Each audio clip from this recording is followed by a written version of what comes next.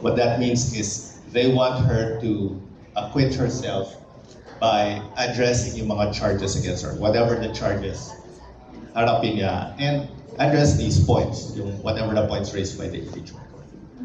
Based on your recent data, Doc Guido, do you have anything that can reflect the current public confidence Actually, in our democratic institutions? Given what's happening the past 8 months, maraming hearings after hearings, exposure of corruption, do you have any data that will show where we are in terms of public confidence? I have one actually in front of me. So this was conducted April 20 to 24. And the question was, do you believe that most senators will decide the impeachment case against Vice President Sara Duterte based primarily on evidence and the law rather than on political considerations? Ang nagsabing yes is only 19%. So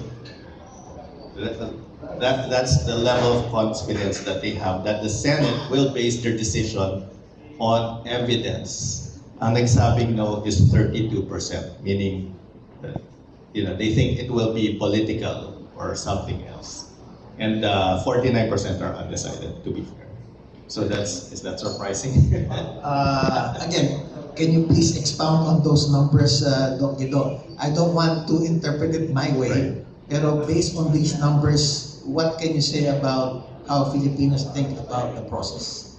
Well, at least as far as the Senate is concerned, parang only 1 out of 5 Filipinos feel that the Senate can be evidence-based.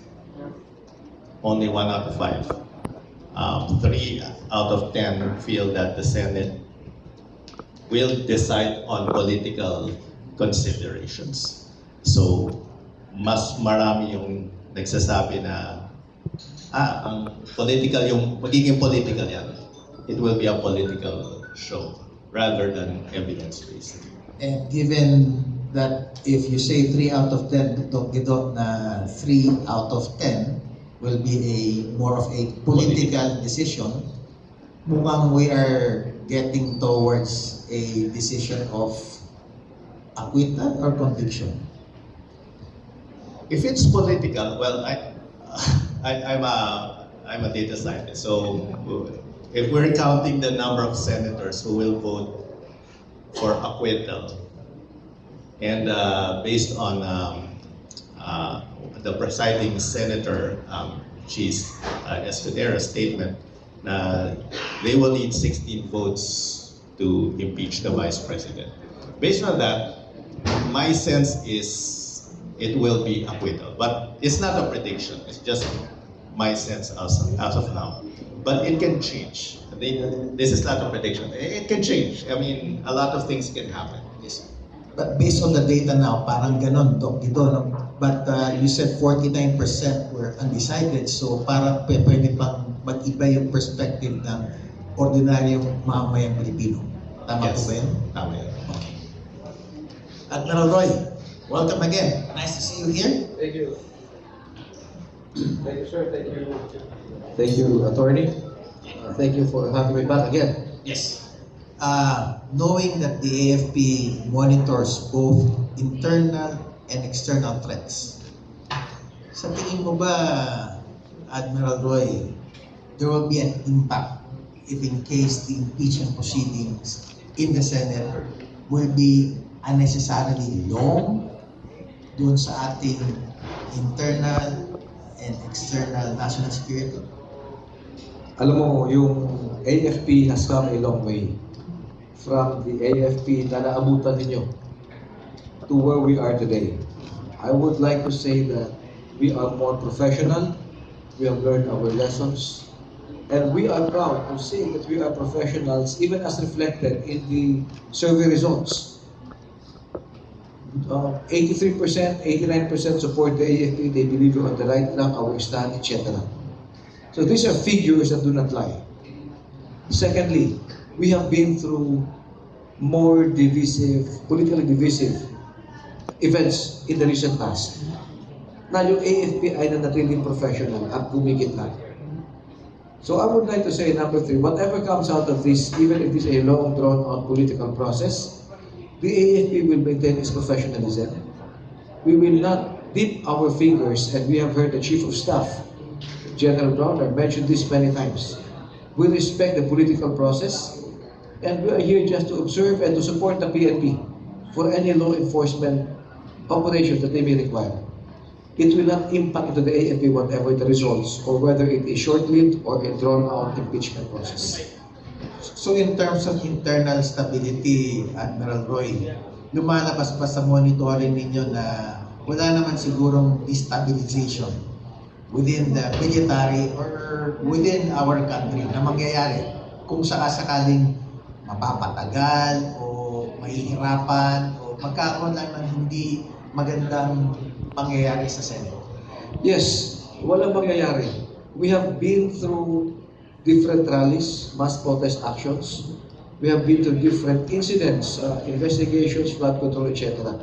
The AFP respects this political process. At hindi ito ang, it's not our plate.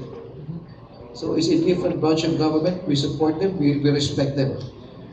There is, the instability is in the political side. Yung bangayan, yung kwentuhan, yung awayan. The AFP has taken a step back, and we have a bigger mandate to perform. We look at the overall security picture, which today is external in nature. How about Admiral Roy, given that there's a lot of exposure of corrupt activities, we have the biggest trial in terms of accountability on a sitting vice president who was voted by close to 32 million Filipinos. Will there be a possibility that we will not be able to address our external challenges and other countries might exploit the current situation in our country today? Okay, the threat we are facing right now, which has been espoused many times by the Commander-in-Chief, by the Secretary of Defense, is what the Chinese Communist Party is doing to us in the maritime domain at pati na rin sa lupa. So it's not isolated sa 9-dash line na dinibang ng Arbitral Tribunal ruling that we are celebrating the 10th anniversary this week on July 12. It is not only the ICAD activity sa karagatan. We have apprehended alleged spies. We have unearthed espionage networks. We are looking at foreign malign influence. We have to understand part of the approach of the Chinese Communist Party, just like the local Communist Party of the Philippines, is to infiltrate government and to destroy it from within. Nakakatakot yan, Admiral Roy. Can I go straight to the point? Is the Senate infiltrated already by, as you say, the Chinese Communist Party? Okay, let me answer it this way. Ang mga Pilipino dapat ay mapagmasid. We have to be very careful in looking at the issues, in looking at the incidents happening right now.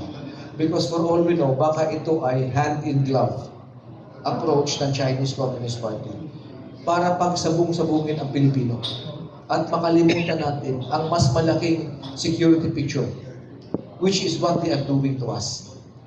At yung machinations ng Chinese Communist Party is not only limited to the political dimension. Meron sa economic, socio-cultural, informational, diplomatic. But if we connect it to that political dimension, given sabi nga nito that the impeachment will turn out most likely, at least in the eyes of the Filipino na political, meron na nga pa tayong mga Chinese influence on our political leaders today. I don't want to look at to say on the entire political system.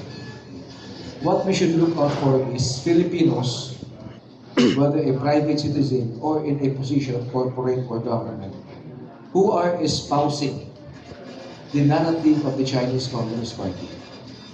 It is expected na bawat Pilipino ay ipaglaban ang para sa Pilipinas at sa kapwa Pilipino. It must be a fight for the national interest. Anything beyond that will be suspect. without naming names, meron na ba tayong sitting senator na kumbaga advancing China narratives, especially with respect to the West Philippine Sea? Hindi naman natin kailangan, we don't have to look far. Marami naman tayong mga publications, not only government officials, corporate people in the corporate world, but even private individuals. Makikita natin sa social media. We are the social media capital of the world. Facebook is the #1 platform. Maraming mga pronouncements doon, machinations, trolls, or manipulated. At marami din naman doon yung taong bayan. Makikita natin sa mga discussions doon, alin ang para sa Pilipinas, alin ang nagpapahira ng ating panindigan, at alin ang sumusuporta sa panindigan ng Chinese Communist Party. Sa ibang bagay sa political realm, pwede tayong magdiskusyon at mag-away-away. But when it comes to our national interest, the future of the Filipino people, dapat nagkakaisa tayo. Dr. Guido, Admiral Roy mentioned that the Philippines is the social, the tasting capital of the world.